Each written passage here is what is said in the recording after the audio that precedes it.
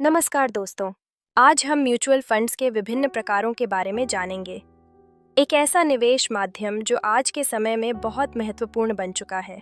Mutual funds का मतलब है कई निवेशकों का पैसा एकत्रित करके उसे अलग अलग कंपनियों के शेयर, सरकारी बॉन्ड्स और अन्य परिसंपत्तियों में निवेश करना।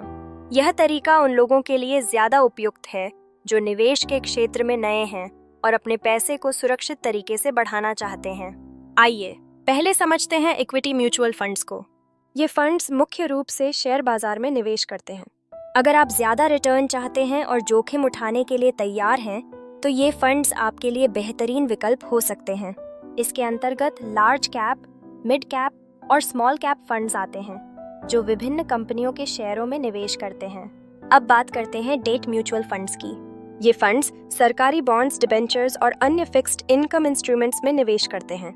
उनकी खासियत यह है कि ये अपेक्षाकृत सुरक्षित हैं और निवेशकों को स्थिर रिटर्न देते हैं। Liquid funds, short term funds और गिल्ट फंड्स इस श्रेणी में आते हैं, जो कम जोखिम और उच्च सुरक्षा की पेशकश करते हैं। हाइब्रिड म्यूचुअल फंड्स के बारे में भी कुछ जान लेते हैं। ये फंड्स इक्विटी और डेट दोनों में निवेश करने का विकल्प देते हैं, जिससे जोखिम और रिटर्न के बीच संतुलन बना रहता है। बैलेंस्ड फंड्स और डायनामिक फंड्स इसके अच्छे उदाहरण हैं, जो आपकी निवेश रणनीति को और मजबूत बनाते हैं। इसके अलावा इंडेक्स फंड्स भी महत्वपूर्ण हैं, जो किसी विशेष इंडेक्स जैसे निफ्टी या सेंसेक्स को ट्रैक करते हैं।